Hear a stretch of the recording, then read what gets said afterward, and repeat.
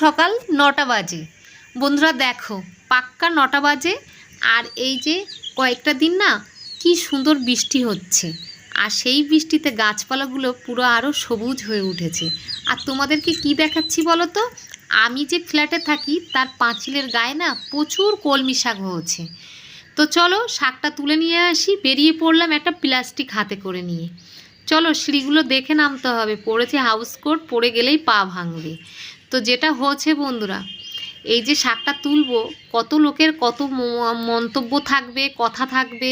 আসলে আমরা যে এই শাকটা এখানে হয়, এত ২ বছর ধরে এই শাকগুলোকে দেখি, কিন্তু কখনো তুলে খেতে পারিনি।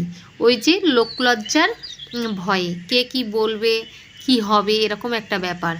আর কিছু লোক আছে নিয়ে যায়, তারা বলে খরগোশ খাবে। আর কিছু দিদিভাইরা আছে, তারাও আসে, তারাও ওই তোলে আর আমাকে দেখে পালিয়ে যায়, লজ্জা পায়।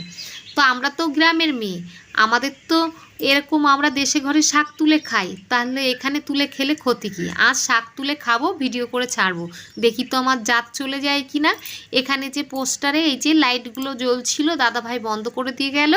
আর আবার গলাতে আওয়াজ দিল, আমি তাকালাম, আর তার কাশি হলো না। তার মানে সে বোঝাতে চাইলো আমাকে সে দেখেছে। ঠিক আছে, আর একটা দাদাভাই পেপার দিতে এলো, সে বলল আমার নাকি আজ 20 টাকা বেঁচে গেছে। যাই হোক দাদাভাই, আমার 20 লাখ টাকা বেঁচে গেছে। আমি না এই শাকটা আজ খাবো, আমার 20 লাখ টাকা বেঁচে যাবে। হ্যালো বন্ধুরা, আমি রেখাস ব্লগে তোমাদেরকে অনেক অনেক স্বাগতম। আশা করছি তোমরা সবাই ভালো আছো, সুস্থ আছো আর ভালো আছো। আমিও ভালো আছি, সুস্থ আছি, তোমাদের আশীর্বাদে, ভগবানের কৃপায়। এই যে বড় ছেলে অফিসে বেরিয়ে গেল, ওর বাবা যাচ্ছে ছাড়তে, আমিও চলে এলাম। এই যে শাকটা তুলে নিয়ে এসেছি। আর আরও কিছুটা শাক তুলতাম, কিন্তু ওই যে অঝোরে বৃষ্টি নামলো, তবে বিশাল জোর বলবো না, ওই ফিস ফিস করে বেশ বৃষ্টিটা শুরু হয়ে গেছে, যে জন্য আর শাকটা তোলা হলো না। আর অনেকটা শাকই তুলে নিয়ে এসেছি দেখো, তবে পাতাটা আমি বেশি তুলেছি। আর এই যে রান্নাটা বসিয়ে দিলাম, দুপুরবেলার রান্না। আর বড় ছেলেকে দিয়ে দিয়েছি, রাতে যে মাংসটা ছিল সেটা ফুটিয়ে দিয়েছি। আর আমি রাতে না ভাত করেছিলাম, কিছুটা ভাত রেখেছিলাম, সেটাই আমি আবার গরম জল করে ফুটিয়ে ছেড়ে দিয়েছি। তো ও সেটা নিয়ে চলে গেল, আর আমি এবার বসিয়ে দিলাম ডাল রান্না। আর এবার এই দুপুরে রান্নাটা সেরে নেব, না নেওয়ার পরে প্রচুর কাজ আছে এখনও। আর চলো তোমাদের বাইরের ওয়েদারটা একটু দেখিয়ে আসি।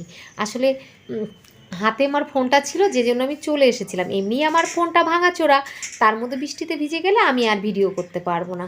দেখো আকাশটা কেমন মুখটা ভার করে আছে, দেখেছো? একটু আগেই বৃষ্টি হয়ে গেল, তবে ওই ঝিরিঝিরি বৃষ্টি হচ্ছে, আবার থেমে যাচ্ছে।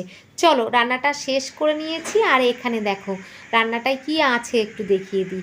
রাতের মাংস রান্না, আলু সিদ্ধ আর মুসুর ডাল, আর এই যে পাশে শাক সুন্দরী, যাকে নিয়ে শাক শাক কাণ্ড, আর ঘি আছে। তো যে খাবে খাবে, আর যে খাবে না খাবে না। দেখো বন্ধুরা, যে শাকটা তুলেছিলাম সকালবেলা, আজকে তো ওয়েদারটা একদমই ভালো না, বৃষ্টি হচ্ছে, লাইটটাও আমি অফ করে বসেছি, যে জন্য জানি না ভালো দেখা যাচ্ছে কি না। তো এই যে শাক ভাজাটা, এই যে, আর এখানে শাক ভাজা, আলু সিদ্ধ, এখানে মুসুর ডাল, আর এই যে রাতে মাংস করেছিলাম, মুরগির মাংস, সেটাই। আর যে ঘি খাবে খাবে, না খেলে না খাবে, কিন্তু আমি তো খাবো এই শাক ভাজাটা আর এই আলু সিদ্ধ। তো চলো বন্ধুরা, কয়েকদিন ধরেই সজনা পাতা শাক খাচ্ছি। আর কালকেও কলমি শাক রান্না করেছিলাম, সেটা বাজার থেকে কিনে নিয়ে এসেছিলাম, বাজারে যায়নি, বাড়িতে এসেছিল। আর আজকে এখান থেকে তুলে খাচ্ছি। তবে এখানের শাকটা তুললে না অনেকেই অনেক কিছু ভাবে, সেটা তো বললামই। তো চলো টাটা, আবার দেখা হচ্ছে একটি নতুন কোনো ব্লগে।